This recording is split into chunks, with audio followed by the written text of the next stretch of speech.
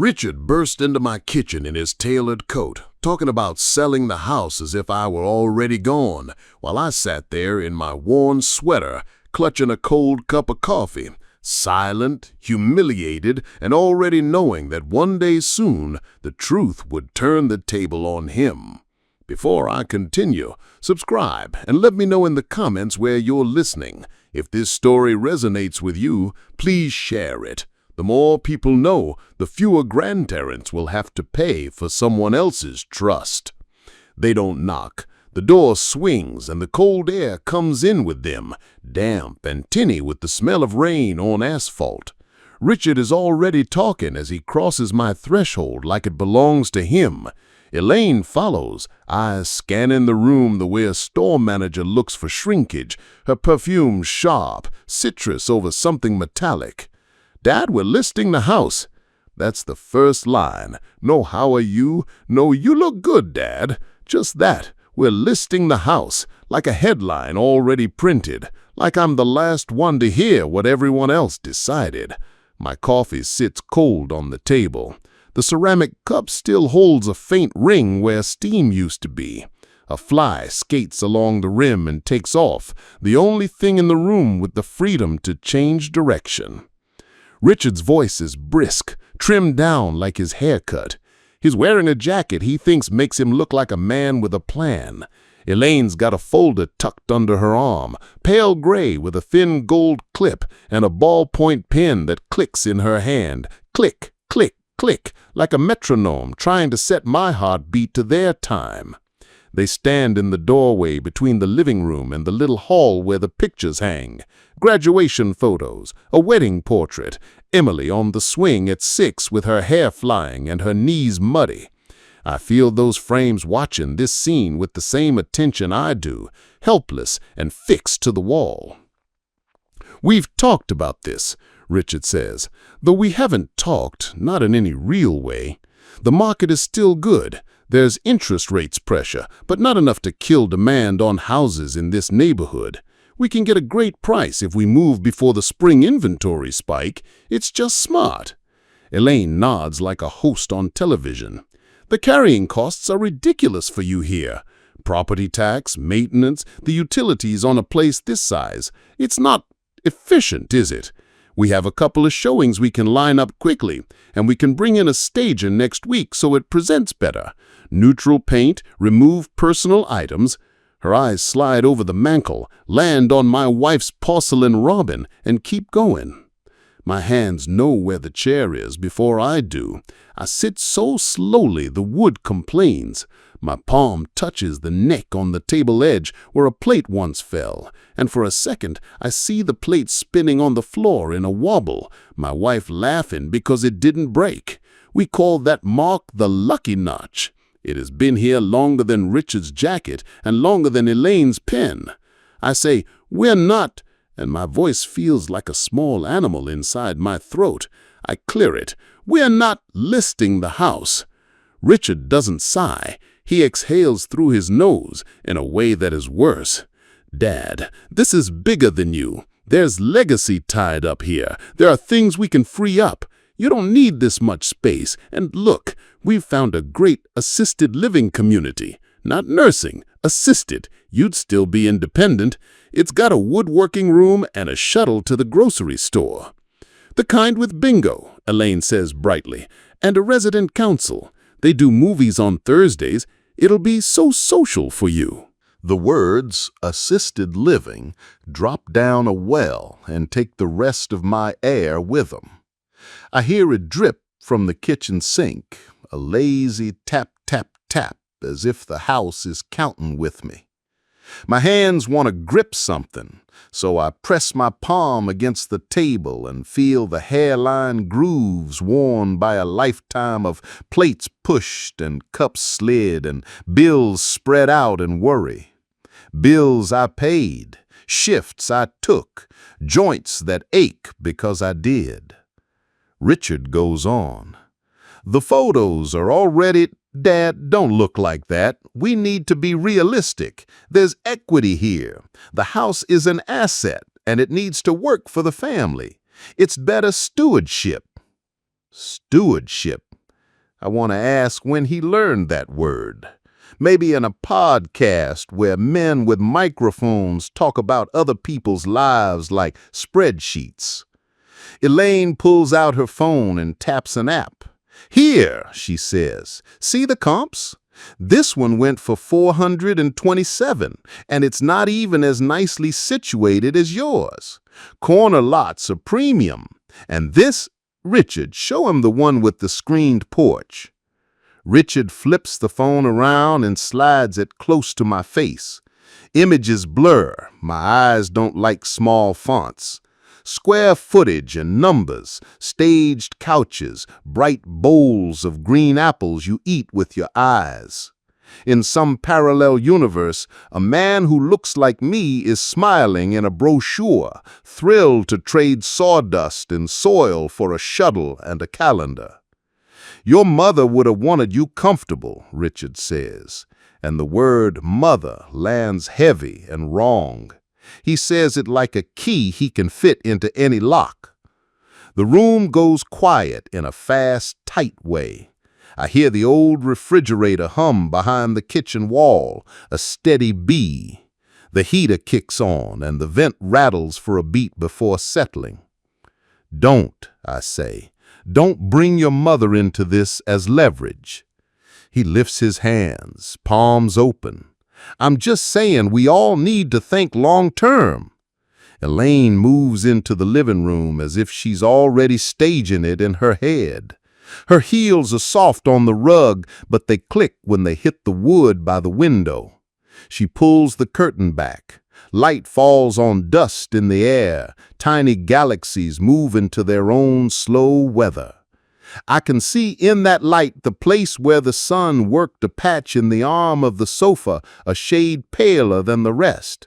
It's the spot my wife used to sit in late afternoons in January when the sun slants through and the room glows warm as tea. Anyway, Elaine says, still cheerful, we're moving fast because it's better that way, less stress. We'll hire movers, we'll handle donations, we'll label everything. Richard will come by Saturday to start packing the garage. The garage.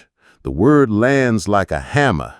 In there, 3 saws, a workbench I built from nothing, jars of screws sorted by size, a smell of pine that gets into your clothes even with the door closed, a pegboard with outlines drawn around tools like a chalk line around a body.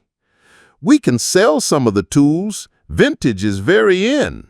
You'd be surprised what old hand planes fetch. I taste copper. Or maybe it's the old penny I feel in my chest when I remember the first hand plane I bought at a shop downtown, the one with the bearded owner who told me how to sharpen the blade right, slow, steady, like you're making tea for someone you love. Richard glances at his watch. It lights his face from below, makes him look like a boy telling a ghost story with a flashlight. We've got to go. We're late for the stager. They're expecting us at a client's house over on Cedar. He leans and touches my shoulder. It is meant to be reassuring. It feels like a manager's pat. Trust us. We've got this. Elaine moves into the living room as if she's already staging it in her head. Her heels are soft on the rug, but they click when they hit the wood by the window. She pulls the curtain back. Light falls on dust in the air. Tiny galaxies move into their own slow weather. I can see in that light the place where the sun worked a patch in the arm of the sofa, a shade paler than the rest. It's the spot my wife used to sit in late afternoons in January when the sun slants through and the room glows warm as tea. Anyway, Elaine says, still cheerful, we're moving fast because it's better that way, less stress. We'll hire movers, we'll handle donations, we'll label everything. Richard will come by Saturday to start packing the garage. The garage. The word lands like a hammer. In there, 3 saws, a workbench I built from nothing, jars of screws sorted by size, A smell of pine that gets into your clothes even with the door closed. A pegboard with outlines drawn around tools like a chalk line around a body. We can sell some of the tools. Vintage is very in. You'd be surprised what old hand planes fetch. The door closes behind them, and I stand in the vacuum they leave. Outside, the rain has stopped, but the street is still wet. Cars hiss by in a damp whisper. The house, relieved of their voices, exhales. It's not just silence, it's a fullness that comes back to a space when loudness leaves. I move through the living room and the hall like a man learning his house by touch, not sight. The frames on the wall are cool under my fingers. Richard at 8 with a crooked tooth and a baseball cap too big. Richard at 18 with a diploma and my hand on his shoulder, both of us surprised we made it that far. A small, square photo of Emily with a missing front tooth holding up a crayon drawing of a blue house with a red roof and a crooked chimney, smoke curling like a question mark. The carpet gives under my feet in the spot where we always stepped in from the back door. My wife used to scold about shoes on the carpet and then forget, and we'd smile at each other across the kitchen as if we'd done something mischievous. That memory falls into place inside me, like a book sliding back into its slot on a shelf, the shelf of things I can still lift.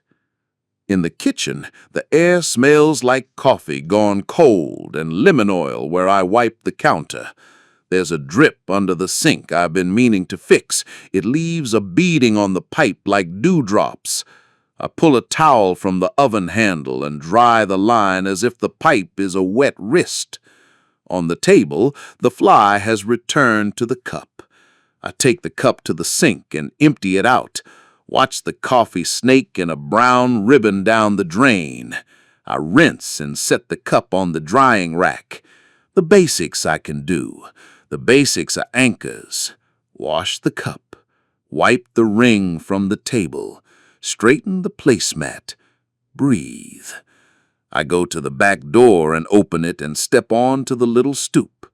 The air outside is fresh and cool, clean after-rain air, the exact smell of the day we planted the first rose bush along the fence. The roses are sticks now, pruned for winter. The garden has a good, tired look. It knows it worked. Beyond the roses, the rusty swing hangs between the two maples. The chains creak when wind pushes a little, a whisper sound. I can see Emily in that swing at 6, hair a gold blur, legs pumping. I can hear the squeal she made when I went behind her and pretended I'd pushed too hard. She'd twist in the seat and look over her shoulder for me, solemn and delighted like children are when they remember how to play. "Higher, Grandpa, higher but not too high," she'd say. Emily is 19 now, away at school 2 states over. She sends me pictures of the library and her boots in the first snow and a poster of a meteor shower she found at a thrift shop. She calls on Sunday nights. "What did you cook this week, Grandpa?" she asks, and I tell her, even if what I cooked was toast. The way she listens makes a man feel his words still land someplace soft. I close the back door and the latch slides home with that familiar click-snick it has made for 40 years, the sound of safety. In the hallway, my feet find the rhythm of these boards, which creak in places, which sigh under the rug. I pass the hall closet and smell winter coats asleep there. A little mothball, a faint thread of lavender that's lived in the wool since my wife used sachets, stuffed into sleeves like handwritten notes. In our bedroom, the light is gray and angled, coming through blinds that need dusting. I see the impression left on the top of the dresser where a jewelry box used to sit for decades. The box is gone. Emily packed it carefully last year and keeps it in a closet now. but the barely lighter square remains like a watermark. On the foot of the bed is the quilt my wife pieced the year Emily was born, little triangles of blue and white that look like sails. I open the closet, and the hush of old fabric breathes out. To the left, my coats, to the right, her dresses. I've donated most of them. I couldn't give away the blue one with the white buttons. The collar still holds the shape of her neck. I press my thumb against a button and feel its cool circle, as if it stored the shape of her last day wearing it. For a second, I can see her turning in that dress once in the kitchen, smiling because I was slow to notice a new haircut. On the top shelf, against the wall, under a folded blanket, sits the blue folder. It is the color of summer sky. The corners are blunted with handling. The plastic is scratched and clouded in a couple of spots where it is rubbed against things in boxes. My hand knows its weight from memory. When I pull it down, there is a faint thump as the bottom edge meets the shelf, and a little dust lifts and drifts in the closet's light like flour dust in a bakery. I cough, and then laugh at the sound of my own cough. Old wood and old man giving each other away. I sit on the edge of the bed with the folder on my knees. The dip in the place where my wife slept. That dip still holds me, the way a river keeps the shape of a stone long after the stone rolls downstream. I lay my palm flat on the folder, as if it is a small animal, as if I might calm it. When we first made this folder, we joked we were becoming those people who kept everything. We tucked into it what we told ourselves we might need someday. The mortgage payoff letter with its stiff paper and stamped seal, the last county tax bill, the policy numbers for things I never wanted to think about. But over time, the folder became more than a place for documents. It became a place where I put the proof that we had made a life from scratch and paid for it in modest, steady increments. I slide my thumb under the flap and open it. The smell is paper and ink and something like attic summer. The first thing on top is the mortgage payoff letter, white paper gone faintly cream at the edges. I remember walking out of the bank the day I got that letter. The way the air felt different. Light and sharp, like the air on the first day after a storm. I remember telling my wife, and the way she put her hands on my chest and said, "We did it," in a whisper, with her eyes getting wet. We stood in the kitchen and didn't move for a minute because the world had moved around us and we wanted to feel it settle. Under that, insurance papers, a receipt for a new water heater 15 years ago. The contractor's carbon copy so thin I can nearly see the next sheet through it. There are hand-scribbled notes, Harris's phone number from before cell phones, a number for the plumber who used to wave from the truck when he drove down our street. I see my own handwriting from different years, the way the loops changed as my hand got older. I see her handwriting on the tab dividers, neater than mine. I keep turning pages, past the medical claim forms with codes that look like a different alphabet, past the stack of electric bills lined up over winters when the heater groaned and summers when the air hummed and we paid for comfort in little monthly bites. A paper clip catches on the nylon edge of the folder and pops off. It lands in the quilt with a small sound like a sewing pin falling. In the bottom corner of the folder, under manila pocket I don't remember splitting from another file, a thin shape catches my eye. It is a piece of stationery folded 4 times. The edges are soft from being folded that way for a very long time. The paper is the cream we use for nice letters, wedding thank yous, and handwritten Christmas notes to people who still kept a list of addresses in a little book. There's a faint ghostly scent of lavender on it that makes my throat ache without warning. Not like a punch, but like that catch you feel when you walk into a room where someone once laughed and the laugh is gone. It isn't in an envelope. There's no label. It's just folded on itself as if it was meant to wait exactly here and exactly this long. My name is on the outside in her hand. I don't remember this. That thought shakes me harder than Rich's voice did. I don't remember this letter. And I remember everything about her. I know the way she put her hair up with a pencil when she was reading, the way she tapped a ring on the counter when she was thinking, the way she stood with one foot crossed over the other when she was on the phone. I know the sound she made when she sneezed and how she always said "bless me" quietly to herself and then laughed like a girl. How could that be a letter I don't remember? My heart beats different now. Not faster exactly, wilder. The room sharpens around the edges. The light finds the dust on the dresser, and the dust looks like fine salt. A car passes outside, and the shadow moves across the ceiling like a slow bird. In the hall, the old clock ticks. I hear the distinct pop the heater makes when the metal expands. The house makes that sound every winter, and every winter I forget it will, and every winter it startles me, and then I smile because there it is. Emily's photo on the dresser catches my eye. She's in a red sweater, a little smudge of frosting on her chin, grinning at me with the kind of honesty that makes an old man's day worth something. Move steady, I tell myself, the way I told her when she was small and we crossed the creek on stones. Don't rush. Feel where each foot goes.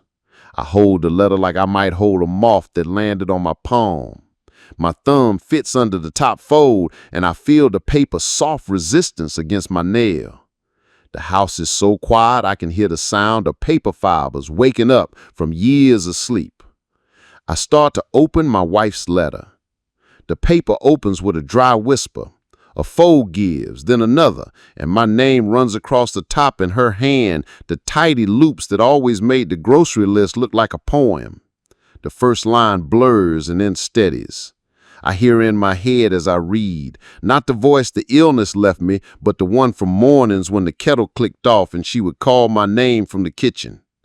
If you are reading this, it means I am not there to stand beside you, she wrote. I can almost see where she paused, the way her pen sometimes rested so long in one place it made a darker spot. You will try to make a choice that hurts you because you are kind. Please don't do that. I stop because the room shifts. The hum of the fridge gets louder, then softer like a wave. A car passes outside and throws a moving shadow across the ceiling. The paper smells faintly of lavender and the faint dust of paper itself, old and sweet.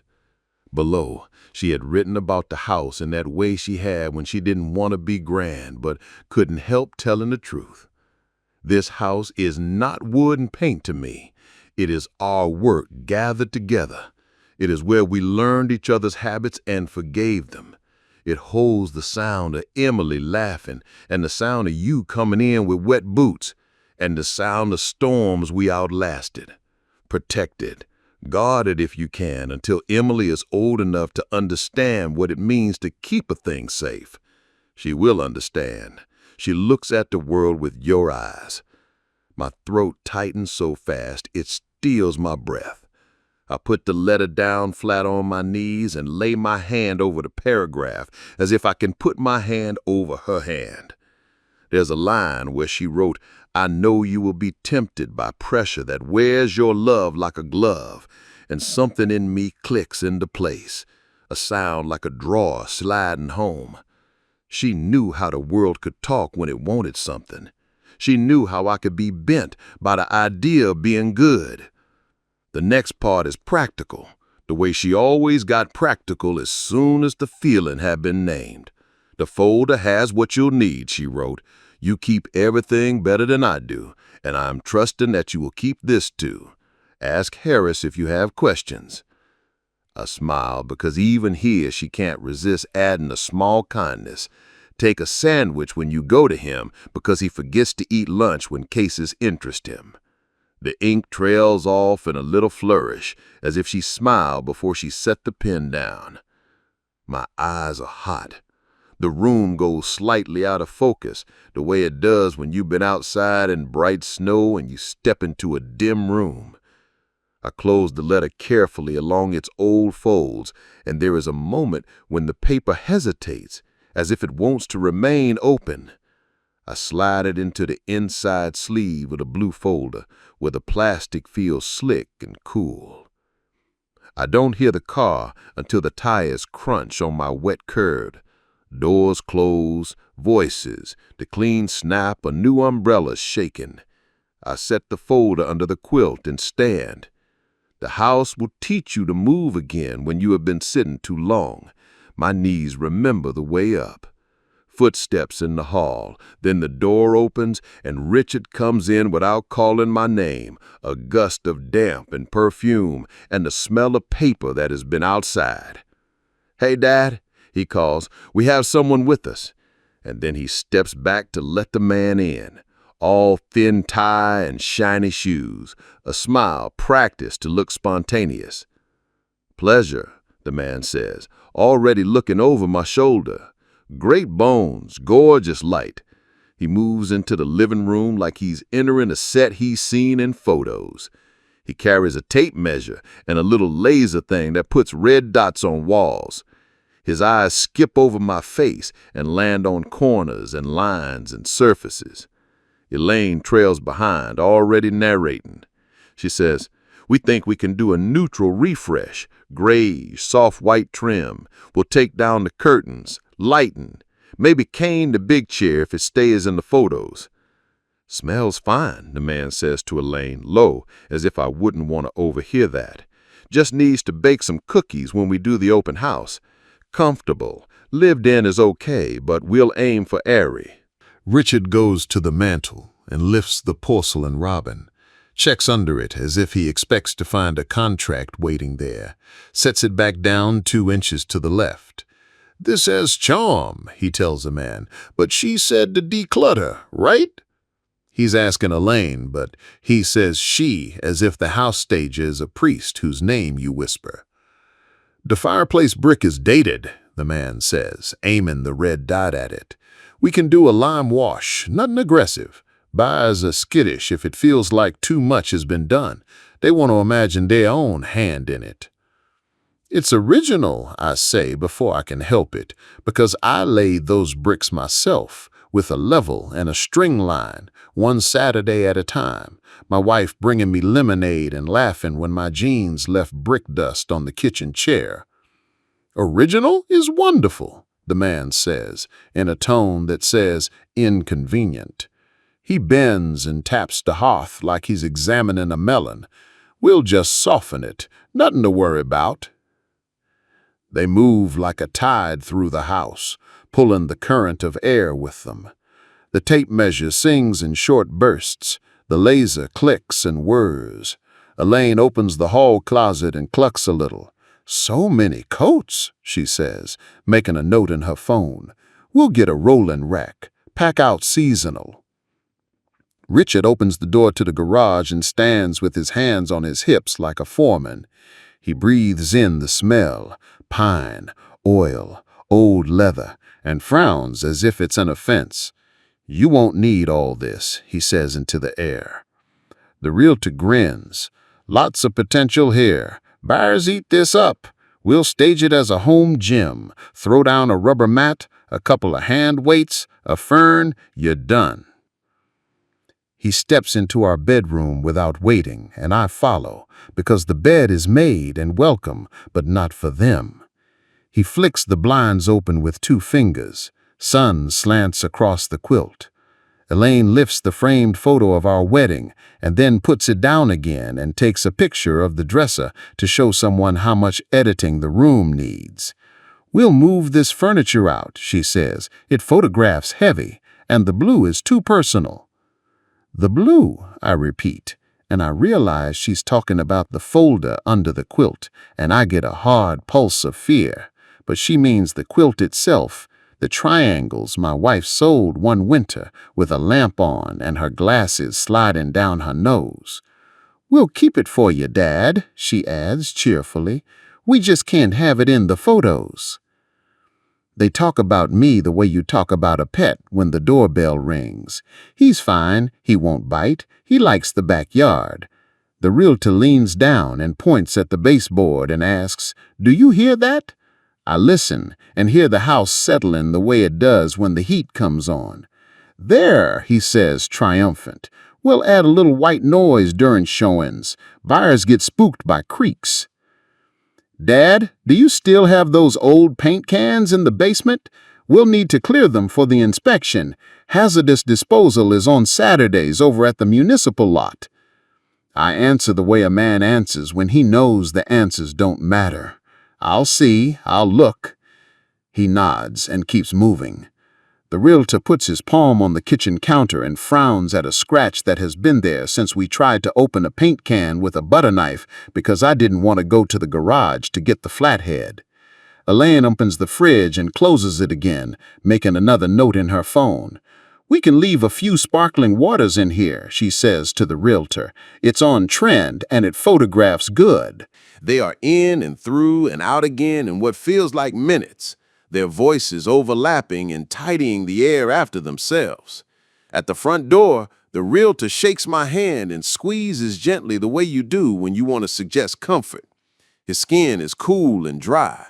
"We'll make this easy," he says. "We do this every day. You in good hands."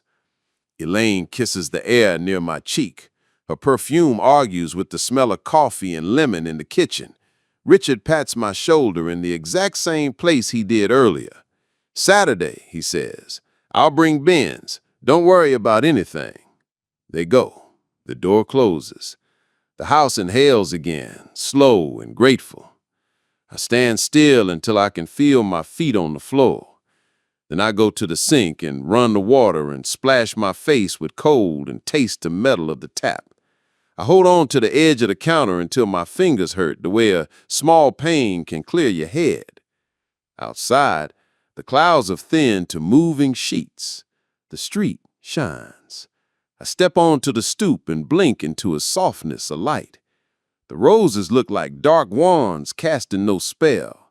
The swing moves a little on its own, just enough to make the chains speak. She is there before I notice her, a hug of a shape on the back step, knees up, chin on them, the way she sat when she was little and thought hard. Emily looks up, and the worry in her face softens when she sees me. Her hair is pulled back in a high tie, a pencil stuck through it. She wears a red sweater with a thread pulled near the cuff. Her boots are wet to the ankles. Next to her, on the brick, is a paper cup with a lipstick mark that makes me absurdly grateful to be alive. "Hey, Grandpa," she says, and then she stands and steps into me without asking permission, the way only a few people can. She smells like rain and coffee and the plastic of her backpack. For a second, her cheek is on my shoulder, and my shoulder knows the exact weight of her. "What are you doing here?" I ask, but the question carries no reproach. The question is the same as, "I am glad." "I had a class canceled," she says, "and I had a feeling." She looks past me into the house, into the living room that still holds the air the realtor stirred. Who were those people? I tell her, without telling it all at once. Some things you say slow so they land where they should. She listens with her forehead slightly scrunched, the way her grandmother used to when she was concentrating. She looks at my face the whole time I speak, and it makes me feel exactly the size I am, no smaller, no bigger. When I say the words assisted living, her mouth tightens in a way that looks like my wife's when she tasted a sauce and knew it needed salt. She doesn't say anything unkind about her father. She doesn't say anything at all at first. She reaches for my hand and squeezes once, steady, a signal between boats. "Come in," I say. "There's something I want to show you." I nod because it's true. My eyes slide to the dresser and the tiny lighter square where the jewelry box sat, and for a second I can see the box again. See the morning she put a new pair of earrings in and asked if she was too old for 'em, and how I told her she looked like herself, and she laughed and said that's lucky because that's who I was going for. We sit quiet long enough for the heater to make its pop and settle. The quiet is comfortable, full of the tick of the clock and the low breath of the house through its vents. Emily looks at the folder like a map that might have secret trails she never saw. "What else is in there?" she asks finally. "Everything," I say. "Everything we thought we might need and everything we should have thrown away and couldn't." I take out the manila pocket and set it on the quilt. Outslide bills, receipts, warranty cards for items we no longer own, medical statements with numbers you can't make sense of without a guidebook. Emily straightens a corner as if smoothing a child's hair. Under that pocket, down near the bottom, there's a small notebook bound in cardboard with a black cloth spine and a faint circular stain where a cup once sat on it. My fingers remember the grit of the cover before my eyes tell me what it is. It's the expense notebook. I started it the year Richard lost his job and needed a bridge. I could have used a spreadsheet, as he would say, but I like paper. Paper listens longer. I open to the first page. The paper has gone from bright to cream. The blue lines look like they've faded underwater. The dates march down in neat rows, my blocky numbers, my careful notes. May 12, car down payment for R, $1,200. Note to promise to repay after 3 months. June 5, credit card payoff to avoid fees, $300. Note to help them breathe. August 23, apartment deposit when they had to move, $900. Note, short term, they said. December 18th, groceries for holiday week when they had the flu, $187. Note, we will be together. That is enough. My chest tightens the way it does when a stairway is longer than you thought. I turn the page. The list goes on. March 3rd, phone bill catch-up, $210. Note, later. April 21, vet bill for their cat when the cat got into something plastic, $89. Note, they were sorry. July 9, tires for R's car before the road trip, $400. Note, safety. There are places where the numbers lift off the page because of the way my pen pressed. There are places where my wife's handwriting appears, softer, adding a note in the margin. We will be okay. And it makes me want to close my eyes. Emily leans close enough that a strand of hair drops onto the page. She tucks it behind her ear without looking away. How much is it all together? She asks. But she asks it the way you ask how high a hill is when you're already climbing. I never wanted to add it, I say. Adding makes something turn into a sum. Sometimes I didn't want to know the sum. I wanted to know we were the kind of people who helped. Her hand finds the edge of the page and holds it there as if the paper might get away. You are, she says, you are that kind. I turn more pages. The numbers change, but they don't stop. The notes thin out. There's a month where I drew a line and wrote no more this month, and then 2 lines below, a small entry anyway. Things happen. People need. My wife had written next to it in her quick hand, we will pick our moments. I get to the back. The last page has a column where I tried one day to make a total. The number sits there, stunned, like it didn't expect to be itself. I feel a small sting of humiliation, even though no one is accusing me of anything. Humiliation is funny like that. It can come with your own handwriting. Emily doesn't say a word. She breathes slow next to me until I can feel that my breath is matching hers, the way you match steps when you walk with someone you love without deciding to. I put the notebook down on the quilt and go deeper into the folder. The plastic creaks in a way that sounds like shoes on fresh snow.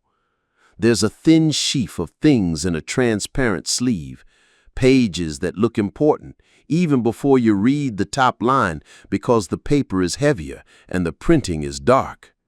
The first says county in a font I recognize because it is on every tax bill and jury duty notice that ever came. The second says recording, and the date makes my scalp prickle because I remember that day, the way my wife held my elbow at the clerk's window because the floor had a shine to it and she hated slippery floors. I slide the top page out. The paper has that official feel, smooth but not slippery, stiff but not thick. The words walk down the page in blocks, and the names are where the names always are. I read, and my heart starts an odd, offbeat drum in my ribs. There it is, on the line where it matters, in black type that doesn't care about charm or what people think. My name, only my name. The words stand on the line as if they were stamped there with a heavy hand. The type is blacker than the rest, or maybe my eyes make it that way.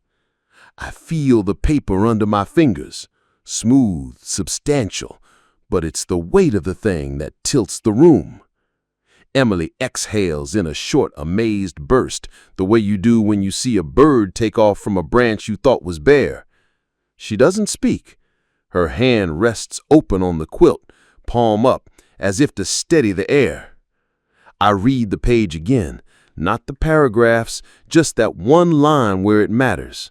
The date, my name. No and, no comma, no room for interpretation. The county seal sits in the corner like a pressed coin. I can see the pressed pattern if I tilt the paper into the light. A little courthouse and a spray of leaves. The memory of that day comes unrolled. The clerk's window, the low hum of fluorescent lights, the scuffed linoleum that made my wife curl her toes inside her shoes so she wouldn't slip. The way she squeezed my elbow while the woman behind the glass stamped the record and said, "You're all set," in a voice like closing a drawer. I slide the paper back into its sleeve, and I feel, for the first time since Richard walked in this morning, the floor under me settle. It isn't victory. It's just a piece of ground that says, you can put your foot here for a second, and it will hold. We don't talk right away. The heater ticks once as the metal expands. Emily wipes at her cheek with the back of her hand, as if she got dust in her eye.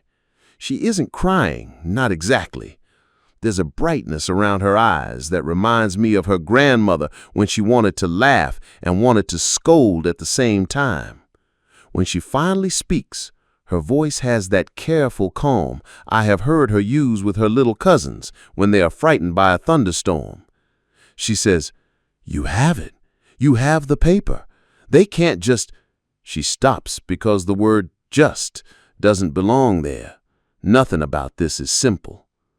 I close the folder and feel the plastic edges meet with a little complaint. I tuck the folder back under the quilt as if I am putting a child down for a nap.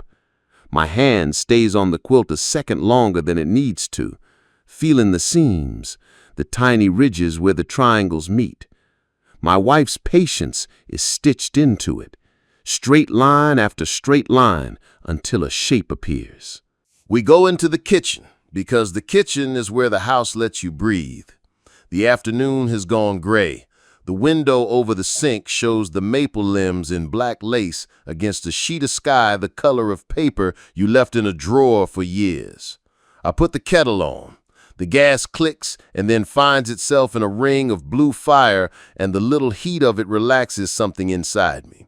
The kettle is dented where I dropped it once, years back. The dent makes the lid sit crooked. It whistles a little early now. I wait for it anyway. Emily stands at the counter, rubbing her arms through her sweater. The air still holds the citronella of Elaine's perfume as a faint, mean ghost. Under it, there is the lemon oil I used to wipe the counter, and the old kitchen smell of yeast and coffee, and a hint of steel from the drain. The kettle sighs into a soft roar. Steam fogs the window for a moment and draws a wet star in the corner of the glass. I pour the water over the tea bags into 2 heavy mugs. The string leans, the tag darkens. Emily wraps both hands around her cup and looks at me over the rim. "What now?" she asks, and makes it sound like a question and not pressure. What now? The question lands and stays. It doesn't rush me. It sits across from me at the table and waits like an old friend. I remember the notebooks in the blue folder. I remember the bills and the notes in the margins, and my wife's line, "Protect it." I remember Richard's hand on my shoulder with the careful pressure of someone making a point. I remember the realtor's red dot dancing on the brick I set with my own hands, and how he called my fireplace dated, as if years lived in a thing were a flaw. The tea is hot enough that I have to set it down after a sip. My tongue tastes tannin and something like flowers that have been left too long in water. It isn't my favorite, but it is warm and it goes down, and I feel it inch a line of heat through my chest. I need to see Harris, I say. The name comes like a hammer laid down, not thrown. In the morning, I bring him the folder. I want to hear a lawyer say what that paper says. Emily nods. I'll go with you. It isn't a question either. I said, you have class. She said, I'll miss it, she says with a shrug that is pure youth and pure stubbornness. It's Tuesday. The professor reads his slides. She smiles then, a thin slice of light. Grandpa, I'm not letting you sit in a law office alone. We stay at the table a while, letting ordinary objects make their case for the world. Spoon, mug, folded dish towel with a stain that never washed out. A deep groove in the table where a bowl fell, the lucky notch.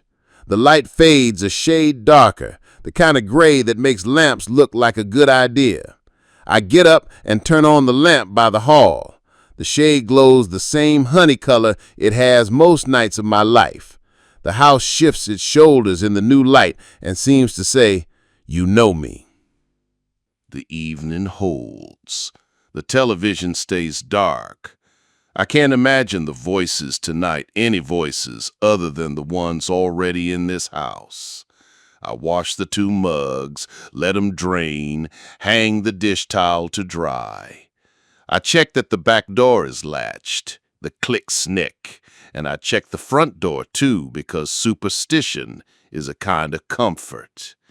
I run my hand over the mantel and straighten the robin and look for dust and find none, but I wipe anyway out of habit. I listen to the old clock tick. It has a hiccup in it every 45 seconds. It always has. It charms me now. Night makes the room smaller in the good way. The bedroom fills with the low hum of winter heat. I sit on the bed and untie my shoes and set them next to each other the way my wife always liked me to do, laces tucked in. The folder is under the quilt at my side like a sleeping animal. I pull it out once before I lie down, just to make sure my hands still know its shape. They do. I don't sleep hard. I sleep like a man in a light boat on a slow, dark river. I wake to small sounds and then go under again. Once I wake to the memory of Richard's voice saying, Dad, this is bigger than you. And the words stretch across the ceiling like a film you can't pause. I think about bigger and how it shows up when people want your consent without asking. Bigger like a weather system that lifts your roof in the night. Bigger like a machine that calls itself efficient and asks you to step aside. Sometime toward morning, before the street goes to work, but after the darkest part has thinned, I roll onto my side and stare at the window and let memory come the way fog does, slow and complete. I see Richard at 12, sitting at this same table with the science fair poster he waited too long to assemble. My wife cut straight lines with the good scissors, and I taped the photos down, and Richard put his name at the top in letters that sloped uphill. He stood back and nodded once serious and said, "It looks right now," like a foreman approving a job. Later, when he got a red ribbon, he shrugged on the ride home and said, "It wasn't even that hard. Everyone else overthought it." I see him at 28, ashamed and angry after losing the first good job. He slumped into this chair and rubbed his eyes with his thumb and forefinger, and I passed him an envelope and said, "This will keep you dry for a bit." And he didn't look inside right away. He said, "You're doing the right thing." And even then, that phrasing felt sideways, like the kind of thanks that also writes itself a permission slip. I see Elaine the first Thanksgiving she came into this house. She stood at the stove and leaned forward to take a picture of the gravy in the pan. She posted it and said, "We're making Thanksgiving at Richard's childhood home." And I watched the little hearts stack up on the screen while I whisked and felt my house become content in someone else's story. I see the time Richard started shipping packages here because you're home when the truck comes. And for 6 months, my porch was a staging area for boxes of things I never opened. For his friend's bachelor party, he asked if the guys could crash here because you have the space. And the next morning, I found 4 beer caps under the couch and a half-eaten bag of chips in the garage that a mouse found first. None of these on their own would have moved the hinge. Together, they lean. They press the air out of something. I have let the air go because I love. I have called it love. My wife would have called it love too, but she would have put a fence around the part that can be stepped on. The morning comes up pale and pink at the edges of the blinds. The heater puffs. The house stretches. I get up and move through the rooms, checking the little things. What is where? What sound is new? What smell tells you something is burning when it shouldn't? Everything is as it should be. The blue folder goes into my canvas bag, the one with sawdust in the bottom that will never come all the way out because it's become part of the bag. I put the letter from my wife into the inside pocket of my coat. I don't know why the duplication makes me feel steadier, but it does. Harris's office smells like toner and old carpet and the kind of coffee that sits on a burner too long. The front room has 2 chairs that don't match and a coat rack that leans toward the door as if it's ready to go. A plant in the corner has decided to live despite neglect. A bell on the door dings when I step in, and the sound is thin and bright. The secretary's desk is empty. There is a half-eaten sandwich on the plate, a glass of water with 1 finger missing from the top. The sandwich looks like turkey on wheat, no mustard. "Harris," I call, and then he appears from the hallway carrying a stack of papers on a clip, his reading glasses halfway down his nose. He has lost some hair on top since the last time I saw him in a suit in the courtroom, but his eyes haven't softened. They were always kind behind their sharpness. "You brought me a case," he says, smiling at the bag on my shoulder, "or a picnic. If it's a picnic, tell me it's not baloney." "It's never baloney," I tell him. "Sit down. I brought nothing you want to eat. I brought something I need you to read." We go back to his office, and the room smells like paper and lemon cleaner and the faint rye of the leather on his chair. Files stand alive behind him in a bookshelf that groans. On the wall, his law degree hangs next to a framed high school photo of his granddaughter holding a basketball, mouth open in a yell. He sets the stack of papers on his desk and pats the leather seat of the chair for me like a coach calling a player to the bench.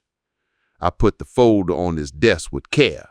The plastic squeaks on the wood, and he glances at me like men do when something squeaks that isn't supposed to. I open the flap and slide the deed toward him with my fingertip on the top edge like I don't want to let go. He pulls it by one corner, holds it to the light, steps out from behind the desk to the window because he don't trust the overhead lighting. He runs a finger over the embossed seal like it might speak if you touch it right. He reads without talking, old habit. When he sits back down, he slides his glasses up his nose and looks at me over the top of them the way he used to look at jurors when he knew he had something they would feel below the belt buckle. "This is clean," he says, "recorded. Your name, no liens, no joint tenancy, no transfer on death, no life estate, reserved for anyone else. This is your house. I know what the paper says. Do the words mean anything to people who don't want to see them? They mean everything, he answers, and it is the kind of answer you can sleep on if sleep will come. No one can list this without your signature on the listing agreement. No one can sell it without your signature on the deed. They can talk, they can bring people to look, they can click pens, but no one can take this out from under you without you or a court. And a court would need a very good reason. Do you have any reason for a court? No, just a son who thinks the word we is a lever. He leans back and the leather makes a sound like a small exhale. He steeples his fingers because he cannot help a little theater. Then tell them to stop using it. If they pressure you, you put me on the phone. If they try to list, you send me the broker's name and I will remind them what consent means. And in the meantime, he taps the folder, you keep this where a person would trip an alarm if they reach for it. I'll keep it in my pocket if I have to, I say. He chuckles, you'll crease the county seal. Don't anger the clerk, she remembers everything. We talk about small things because big things weigh more if you hold them too long without putting them down. He asks after Emily and grins when I tell him she reads case synopsises for fun. He asks if I still have the hand plane he always wanted me to let him borrow and then remember to bring back. I say yes and no. He tells me about his granddaughter's game that went to overtime and how his daughter yelled so loud she lost her voice. He laughs with his mouth open wide and it changes the office air for a second. When I leave, he walks me to the door like we used to walk each other to our cars after meetings, slowly, like we were making sure our legs were still good for the distance. The outside air is brittle with cold. My breath shows up like a ghost and then disappears. The sky is the pale blue you get when the day will be bright and the wind will find your ears. The bag with the folder rides against my hip, solid, familiar, like a good hammer on a belt. The bell dings as I push the door open, and I think of the small sandwich on the desk and my wife's note about Harris forgetting to eat when a case interests him. I stop at the deli on the corner and buy him a proper sandwich with mustard and hand it to the secretary with a note. Eat this, counselor. Home is the same when I turn the key. The click-snick. The smell of the house finds me at the door. Heat and wood and whatever lives in the walls of a place when it's kept clean but not precious. I set the bag on the table and pull out the folder and the letter and lay them side by side like two tools I trust. The light through the window is brighter now, full and honest. Dust floats like small planets and then disappear in a tilt of my head. Emily is waiting in the afternoon because she said she would be. She brings a sack of groceries as if she's an old neighbor. Bread, eggs, oranges. She talks about the road, the guy in the pickup who cut her off and then waved as if sorry. She wears a scarf her grandmother knitted, and it makes my chest hurt in the easy way. I tell her what Harris said and feel the relief land in her shoulders. It loosens her posture like a knot coming out of a rope. We sit at the table with the folder open between us like a little fire. We don't talk about war or tactics. We talk about chili and whether we have cumin. We talk about how cold it got last night and how the heater made that noise again but softer, and how you can tell winter is serious because the porch boards sound different under your shoes. We let the normal in on purpose because it knows how to clean up after Fia's party. The phone rings while we are debating whether the chili needs more salt. It vibrates the wood of the table. The sound is sudden enough that Emily jumps. The display shows Richard's name. For a second, I want to let it ring. Then I press the green circle because not answering makes Fia louder. His voice fills the kitchen with that brisk tone that walks ahead of itself. "Dad," he says, and I know by the way he says it that he is not calling to ask how I am. He is calling to inform. He doesn't leave room around his words. "Good news," he says. And that phrase puts a sour taste in my mouth. We've got momentum. I've got a buyer lined up and we're moving quickly so it doesn't stall. I listen to the date, and the hour, and the way he says it like a dinner reservation you can't miss. And the spoon in my hand feels heavy in a sudden, comic way. Saturday 11, he says. If this story is reaching you, leave your like and write in the comments your opinion about this story and share it with your friends. Saturday 11, he says, and I hear paper move near his mouth like he's standing over a calendar. I don't answer right away. The spoon in my hand is still over the pot. Chili breathes steam.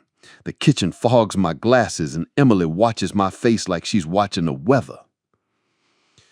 You and Elaine come to dinner here Friday at 6, I say, steady. Before you bring anyone else into this house, we'll talk. He says something about being busy and how tight the window is. I repeat the time. The repetition is its own argument. He gives in the way people do when they think they're humoring you. We hang up. The silence after him has weight. It sinks into the wood. The clock coughs his little hiccup and then goes back to ticking like it's been doing all along. Emily doesn't cheer. She nods, a small nod that says, good. The pot on the stove emits the soft burp a thick stew makes when it lets go of heat. The smell is cumin and tomato and a sweetness the onion gives when it forgets to be sharp. Now we get ready, she says. Not like they get ready, different. We make a list on the back of an old envelope. The paper is smooth where other lists used to be, faint dents that catch the pen in old curves, copies of the deed, the letter, pages from the notebook that say what a single page can't, contact for the broker written in one place, Harris informed. When we're done, we stand there for a second and feel the plan sitting between us like a tool laid on a bench. Not heavy, not light, useful. I call Harris and tell him what Richard said and what I've done. He makes a noise that is half snort, half laugh, the sound a man makes when he sees a rookie hold a bat wrong. Fine, he says. Give me the broker's name and firm. I'll send a courtesy note this afternoon. Not a hammer, a doorstop. I'll remind them that no one has authority here but you. People like that forget because it's convenient. He tells me to get certified copies of the recorded deed from the county, with the seal, just in case anyone wants to call paper flimsy. He tells me not to panic if a stranger shows up. No one's keys work here but mine. He tells me to eat dinner and to sleep. He's practical in a way I can swallow. We drive to the county office when the light is still thin and the morning crowd hasn't filled the lot. The building smells like wax and paper and the faint stale breath of coffee that's been on a hot plate since 6. The tile floors make every footstep sound honest. We take a number, and when the little screen blinks us forward, we step up to the counter where a woman with careful hair asks what we need without looking like she's looking through us. Recorded deed, I say, and give her the book and page exactly like the letter in our folder says to. She nods and disappears into a room with shelves. I stand there with my hands in my pockets and look at a bulletin board with notices thumbtacked under plastic covers. Dogs found, taxes due, a winter coat drive. Emily reads each one and then tells me the details like we are rehearsing little kindnesses. The woman comes back with copies so crisp the ink looks wet. She slides them through the slot and then reaches under the counter for a circular metal seal with a lever and an eagle on the top. She centers the page and brings the lever down with a punch. The paper takes the seal like skin takes a scar. She does it again for the second copy. The raised letters catch the light when I tilt the page. It feels like armor that happens to be paper. On the way out, Emily takes a picture of the two seals side by side and sends it to her own phone labeled Keep. She names the file in a way that makes me laugh, notmoving.pdf. She grins because she knows what she's doing, making the air just a shade lighter. We stop at the print shop near the grocery. The place smells like toner and plastic sleeves. A machine hums in a corner like a content refrigerator. A young man with blue ink under his fingernails makes us sets, 3 copies of What Matters, tabs, translucent sleeves that won't tear when an angry person yanks. Emily buys a pack of sticky flags in colors that feel like a plan. She labels the tabs in letters neat enough to make a teacher proud. Deed, letter, expenses, contact, counsel. The word counsel looks right in her hand. I hear my wife in my head say, "Of course it does." Back at home, the house is warmer than the day.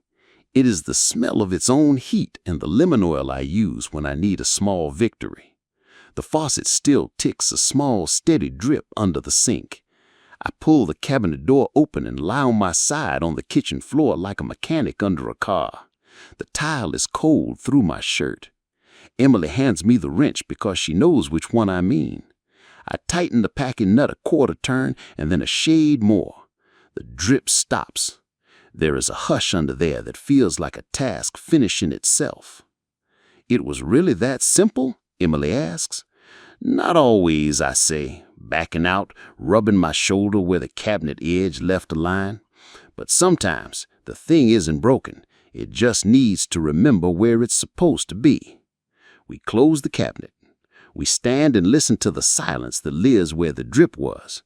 It's the kind of silence that makes you realize how loud a tiny water drop can be when it thinks no one is listening. We clean without erasing. I dust the frames in the hall and don't take them down. The photos stay because this isn't staging. This is truth. I pulled a soft cloth along the mantel and rubbed the little robin until it warms in my hand. Emily gathers mail into a single stack and tucks rubber bands around cords that used to snake and catch your feet. She straightens the rug and the rug lies there obediently, its corners uncurled. The house answers us room by room and gives back order that isn't somebody else's opinion. I call the realtor's number because it's in the courtesy note Harris sent me, and I have it in my phone now under a name that is just that, Realtor. I leave a message in a voice that has practiced being clear. "This is the homeowner," I say. "No showings here without my signed consent. Please review the attached letter from counsel. If you come by, you will find the door locked and the lights off." I say the words and feel them sit in the room after I hang up, like objects you can stub a toe on if you don't watch where you're going. The phone rests on the counter with the green light in the corner like it has a heartbeat.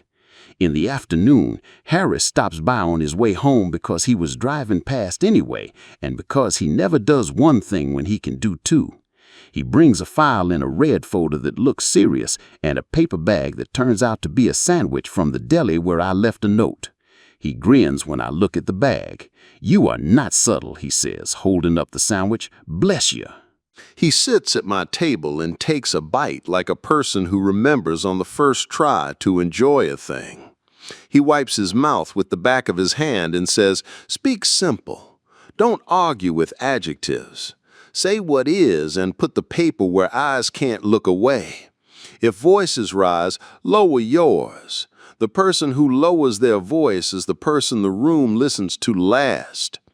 He checks the seals with his fingers again because he likes the feel of the raised edge.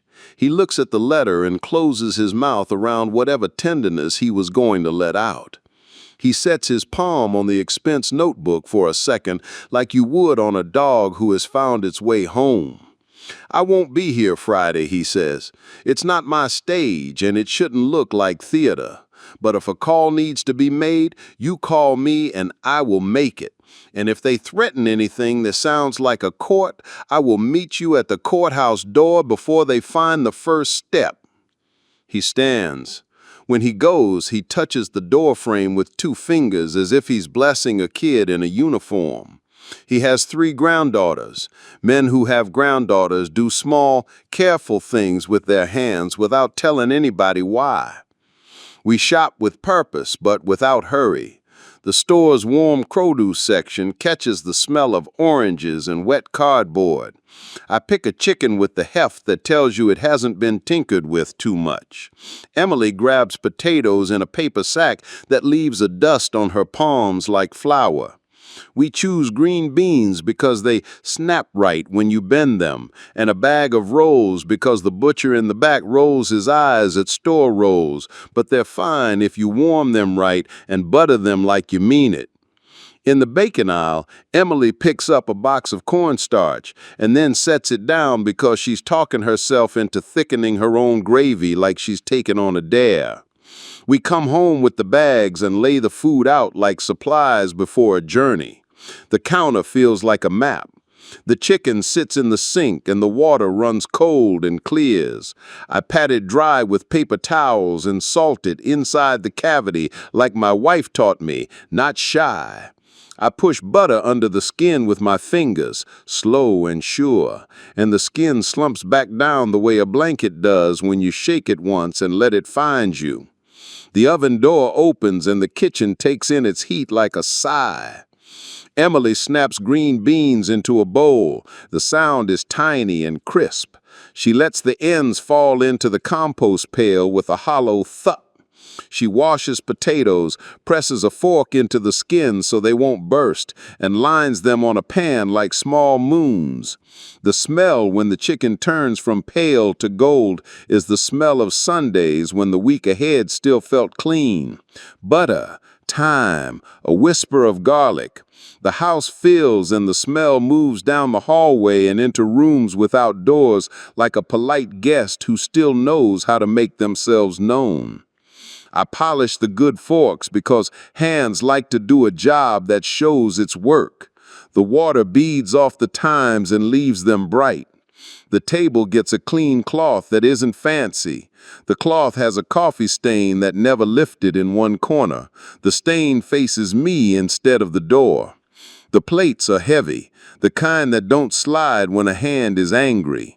I put out 4 settings. I lay a folded napkin under the little robin and set it at the center because I am not superstitious, but I am grateful to small guardians.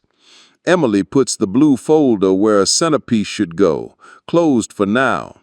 She arranges the copies inside with the tabs a neat procession: deed, letter, expenses, contact, counsel. She tucks sticky flags on the top of the letter where her grandmother wrote "Protect it," like little tongues in colors ready to speak. We rehearse without pretending it's a rehearsal. I say the words I know I need to say without the word please in places where it used to live. Emily plays Richard for a minute and throws me a question he would ask, something about being reasonable and about making efficient use of assets, and I answer with quiet sentences that end where they should. We stop when her voice turns into his too well, and we both laugh because there is relief in the silly. The afternoon lowers itself toward evening. I sweep the kitchen, and the sound of the broom is soft and sure. The dustpan collects the week in a thin crescent. Crumbs, a sliver of onion skin, a paper clip that left the years it belonged to. I take the trash out, and the alley smells like cold and damp cardboard.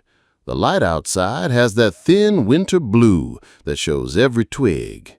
The maples are black writing on the sky. I go into the garage and stand in the doorway without turning the light on. It smells of pine and oil, and the leather apron hanging from a nail. The bench is where it should be, the plane on its side the way you set it down when you care about the edge.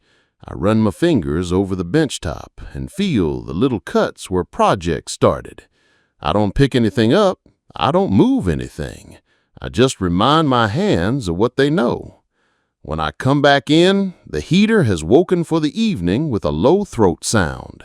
The vents blow warm and the house exhales. The floorboards make the sound they make when heat rises through them, a sound like a muffled breath. We set 2 drinking glasses next to the sink, not for wine, because I don't keep wine, but for iced tea I'll make strong with a lemon slice if anyone wants it. I fill the ice tray because there is satisfaction in popping cubes from a real tray and not from a machine. The crack when the frozen water breaks away is a good sound in the hand. The phone buzzes once on the counter. A text from Richard. See you at 6. One from Elaine after. Do you want us to bring anything? I write back, no. It is polite, and it leaves no space for negotiation. Elaine sends a thumbs up that feels like a stiffer on a wall. I shower and shave because looking like myself is something I can do. The mirror fogs, and I wipe a circle clear with my palm and find my face in it, older than it feels some mornings, the same as it feels others. I put on the shirt with the good collar, the one the dry cleaner returned with a sheet of tissue paper that I kept just because of the way it folded. Emily brings out the sweater my wife liked, the dark one that makes my shoulders look like they can carry things. I put it on, and it does. We light one candle on the table, not to be dramatic, but because the flame makes the room honest. It throws a small brightness on the folder and the robin.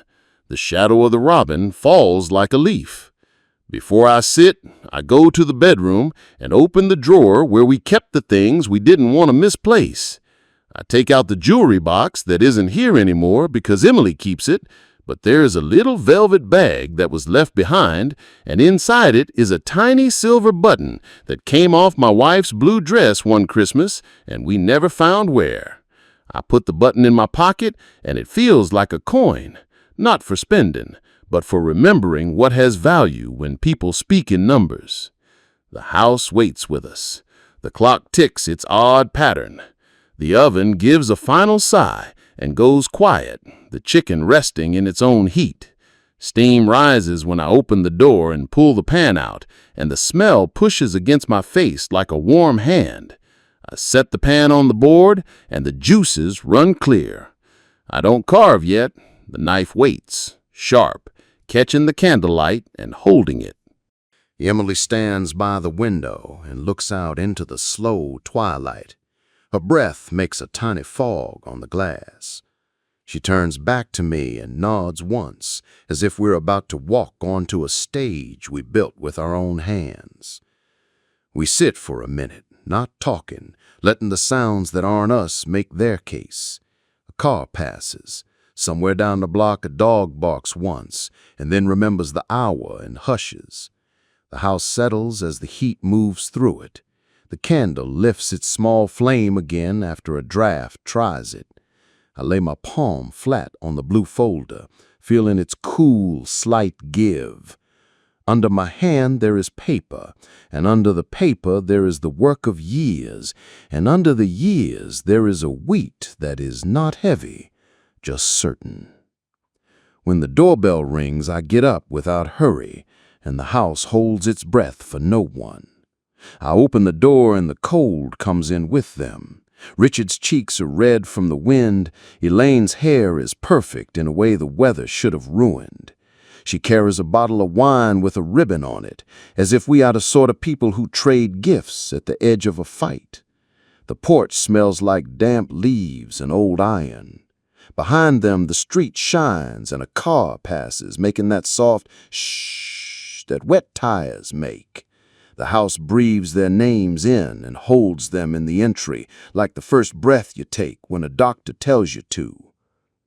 "Come in," I say. "Coats on the rack." Elaine's perfume lands first, citrus, trying to be cheerful. Richard glances at the living room, at the way the lamplight lifts the corners, at the table set 4 places with heavy plates, and the blue folder at the center like an object you can't ignore. He swallows whatever words he brought to start with.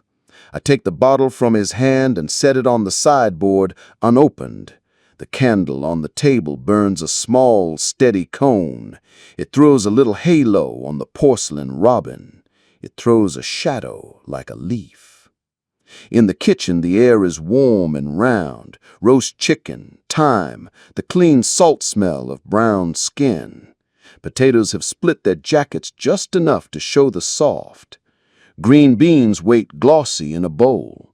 Emily stands by the stove in her red sweater like a signal.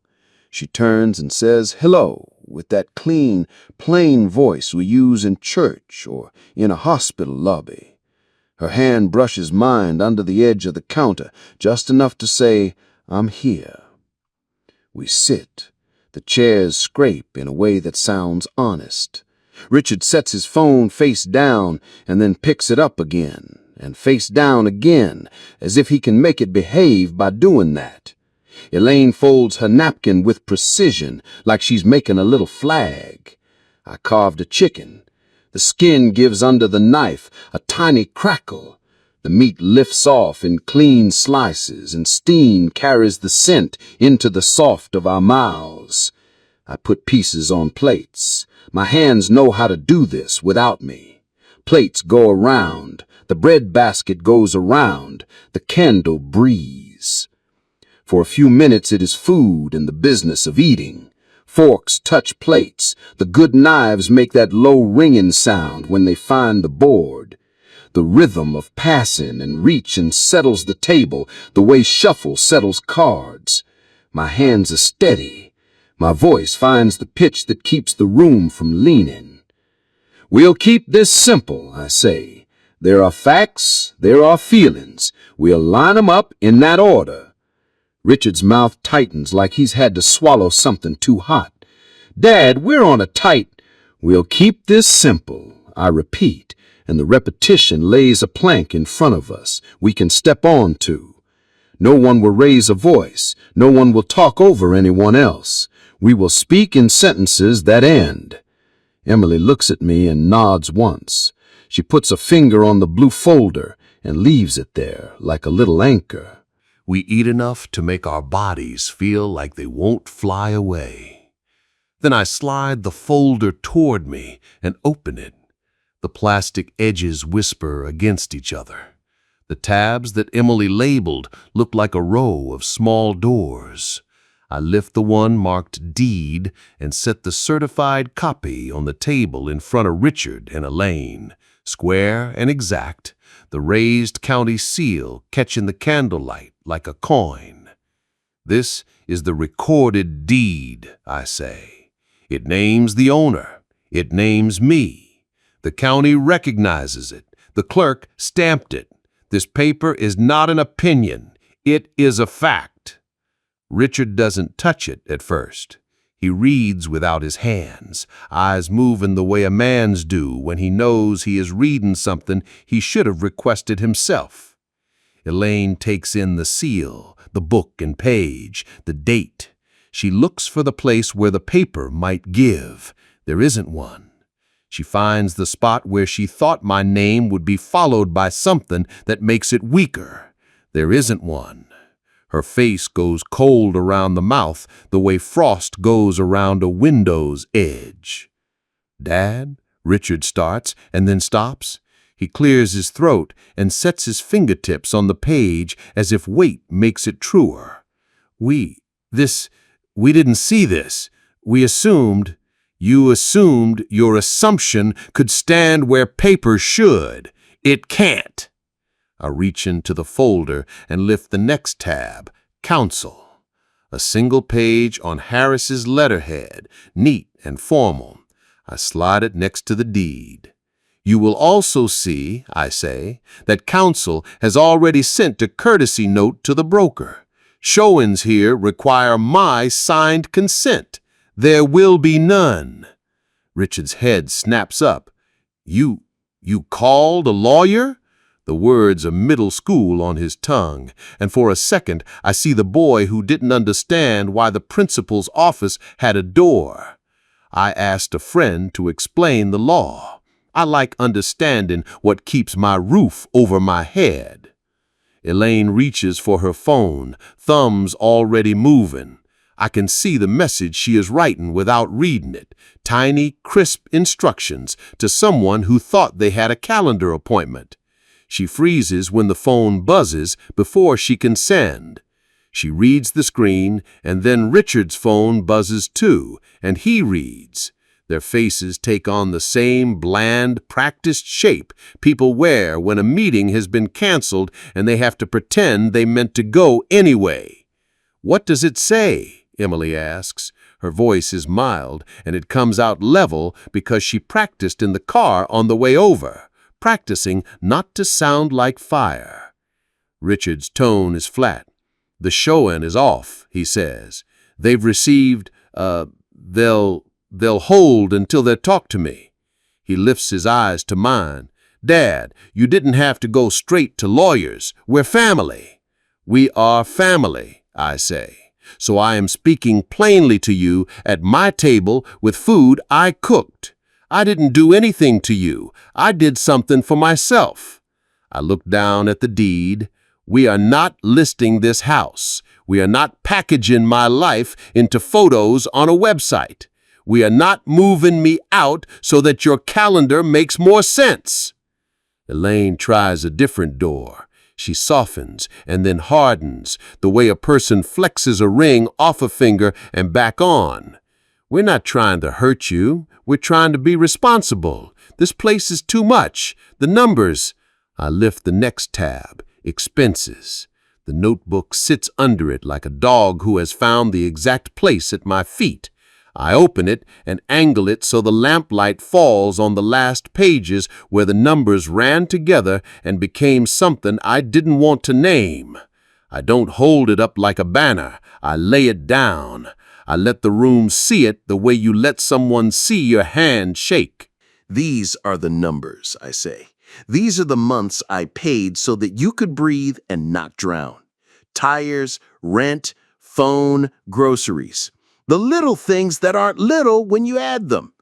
I didn't send invoices because I was your father, and fathers don't. I wrote it down because I write everything down. I see now that I was buying a lie. The lie that if I kept paying, I'd be needed in a way that would feel like love. That was my mistake. I don't intend to repeat it. The silence that comes is thick, but not loud. Plates are quiet. The clock hiccups at the far wall, and I hear it like a mercy. Richard doesn't look at the page. He looks at his hands. His thumb rubs the edge of his phone case until the case would be smooth if friction could sand pride. Elaine's eyes flick to the column total and back to my face in one quick move. She sits straighter, defensive, like someone measuring the distance to a door. I'm not asking for anything back, I tell them. I am telling you that my bank is closed. I am telling you that my home is not an asset to be leveraged with phrases you learned in a room where nobody cooks. I am telling you this house holds more than its square footage, and that is not poetry you can dismiss. It is truth. Emily reaches for the blue folder and finds the tab labeled Letter. She doesn't look at me for permission. She doesn't have to. She slides the folded page out and lays it face up on the table, the way you lay a hand when you have no intention of hiding a card. This is from Grandma, she says, and the way she says Grandma lays another plank that can carry weight. She wrote it when she knew she might not be here to say what she needed.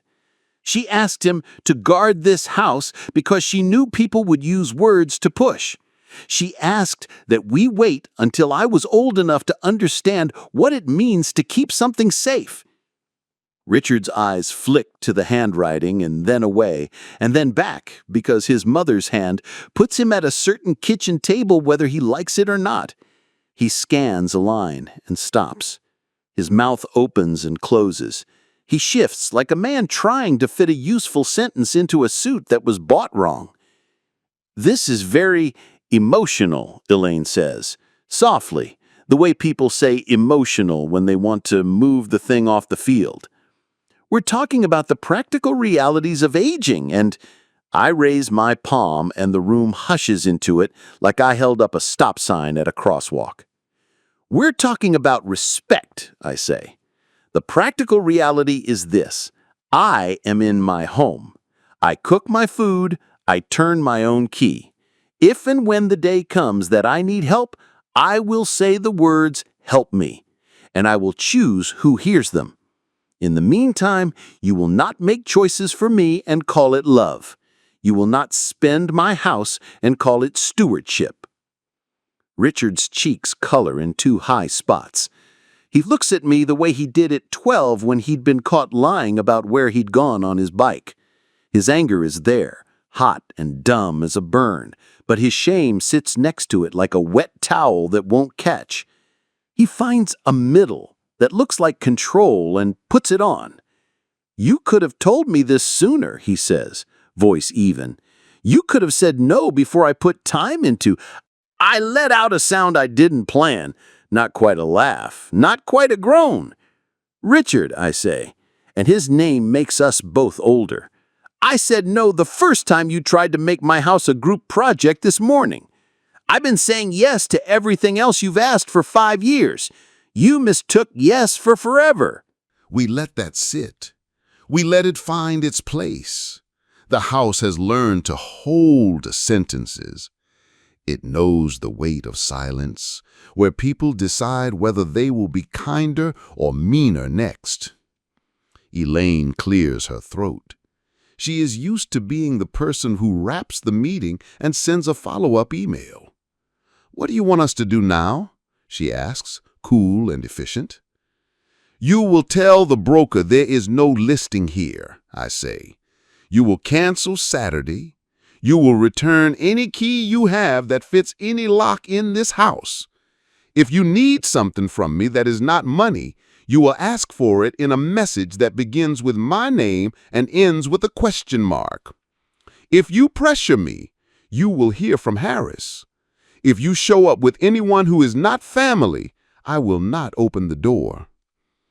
Elaine's chin tips up a fraction, pride checking its reflection.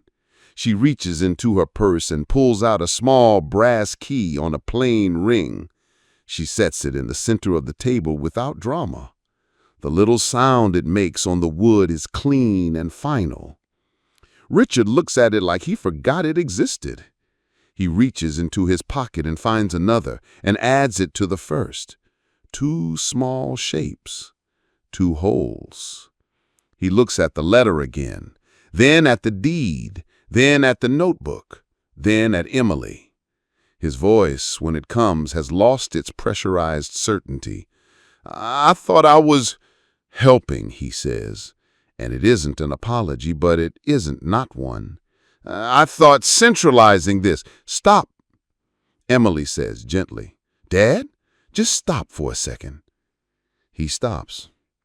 Elaine doesn't feel the space. She stares at the silver edge of the knife and then lifts her eyes. For a moment, I see the scared part of her, the part that makes lists for fear of falling. I don't hate her in that second. I don't forgive her either. I just see her. We eat the rest of the meal because we are still people who have bodies. The chicken tastes like thyme and salt and a small victory. The potatoes smell like butter and the inside of Sundays long gone. The rolls tear with a soft sigh. We pass things. Our hands brush. It doesn't fix anything and it doesn't break it more. It just keeps the table a table.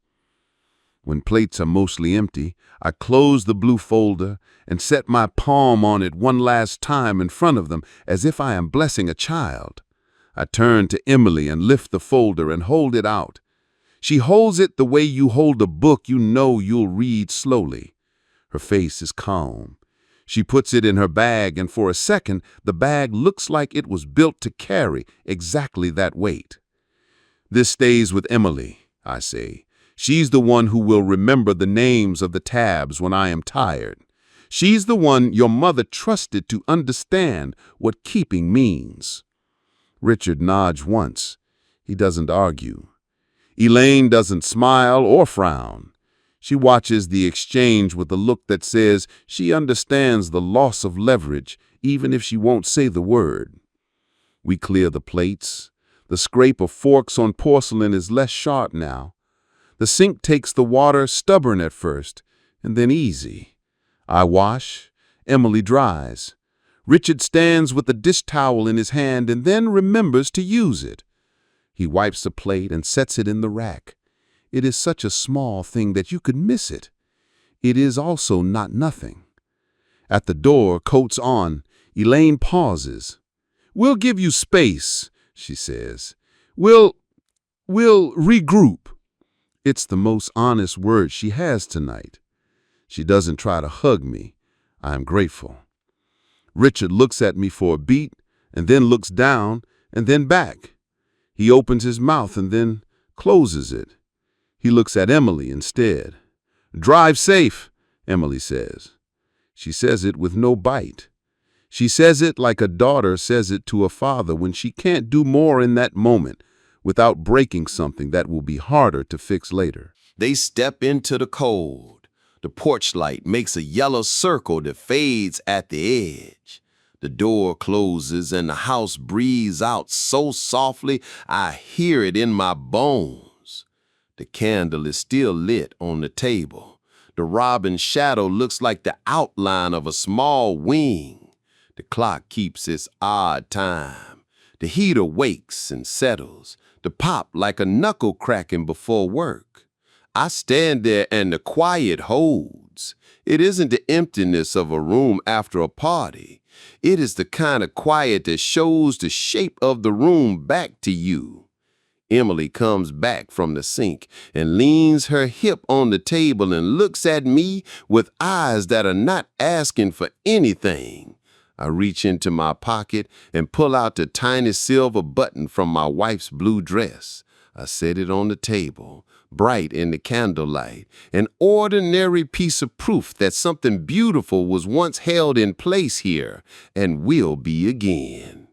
Emily puts her hand over mine.